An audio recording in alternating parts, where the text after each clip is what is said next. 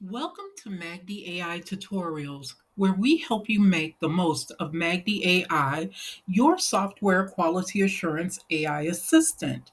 In this tutorial, we're going to cover MagdiTestGen updating an existing automated test framework project. So we're going to see how we can take an existing project and learn how to update it based on new specifications. All right, let's begin updating an existing project. We're going to click on MagdiTestGen, Field Test Framework. So once we have a project that already exists, we can use Magdi AI to update that project based on updated specifications. So one method that you can use, which is fairly simple, is if you have an output of your project scaffold. So here I actually have it as a PDF file. Um, and what I found is easier. Right now, it's not very advanced on how we can update projects. I will be honest with you about that. And this is something we're working on improving. But one of the ways that we can do it is by pasting the contents of that PDF file into Magdi AI. So one thing we can do is we can say,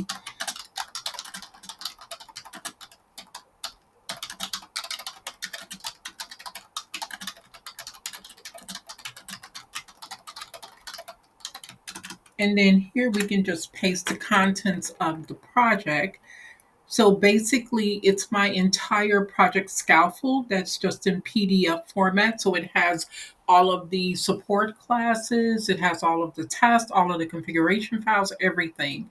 And if I click send, we can just kind of wait for the response from Magdi AI. So, one of the things that we may want to do to keep our automated tests up to date is when we get changes, we want to be able to update our test or our automation framework accordingly. Anyone who has done automation know that this can be kind of a challenge, especially when you work in a fast-paced environment like we do. So it's coming back and it's saying, hey, thanks for sharing the project. I can update it. So it's actually kind of going through and says, I can update the following based on your new specification. So it's actually kind of giving you a quick checklist of the API code that needs to be updated, all of the changes that are required in the UI, any tooling or process. And it's kind of asking you, do you want to keep test in G or do you want to switch? So what you can then do is you can say, um, you can upload your uploaded changes. Again, we have example documentation. So here we have a specification for a 5 reel slot. So they're updating the game from a 3 slot to a 5 slot. So we're going to upload the specification. And then we want to kind of say,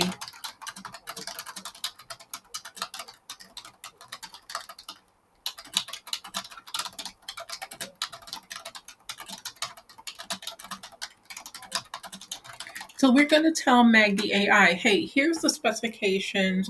Go ahead and add any additional automated tasks and support that is required. So this is a very tedious task for automation developers, especially when you're under the gun. It's very important to have stable automated tests that you believe you can rely on. So you want to keep it consistent with the changes that are being made in the app. One of the things that I used to do as a test automation developer, to be honest with you, is when I knew I was running tests, the latest set of tests that passed the previous version of the app, a lot of times I let the test tell me what needs to be updated. So I would just go ahead and run the test, and then it will turn around and give me. So here we'll say, great. It tells you, hey, I can update your existing project with additional automated testing framework. So it's actually asking you, hey, before I apply these changes, here's some key deltas I'm accounting for. So it's kind of outlining all the things that it kind of detects that needs to be updated. And so it's asking or confirming, hey, would you like me to add tests in the current project? Do you want me to keep the structure? If you have no preference, you can just say, hey, uh, no preference, update all that is required. Because again, we want it to help us make the changes that are required.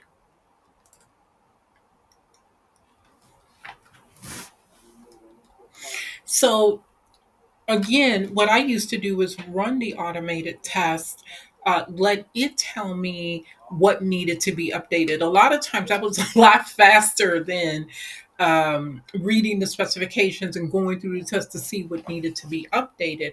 I would basically get the new release, run the test, expecting failures, and where it failed, I would go ahead and read the specification, see what needed to be updated, update it accordingly, update any element IDs that needed to be updated. And if there were additional tests that needed to be added, I did it at that time. So by the time I would go and rerun the test, once it's been debugged and corrected, then I would have a automated framework that was updated to the latest expected requirements. So we're going to let that cook.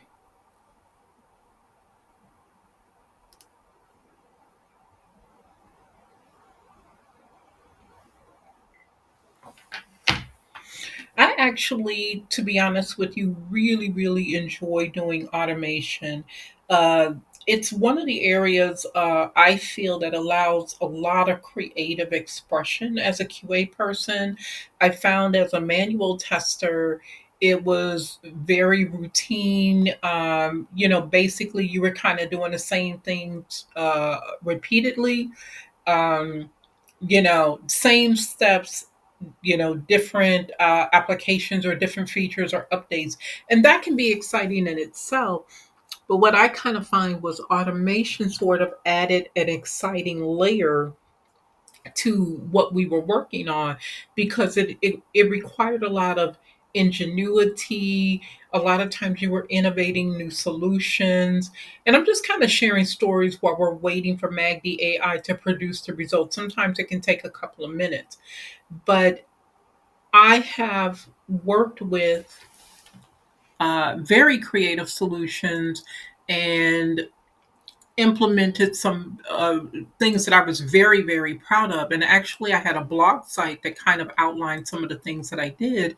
And if you're interested, put it in the comments below and I can share that link with you.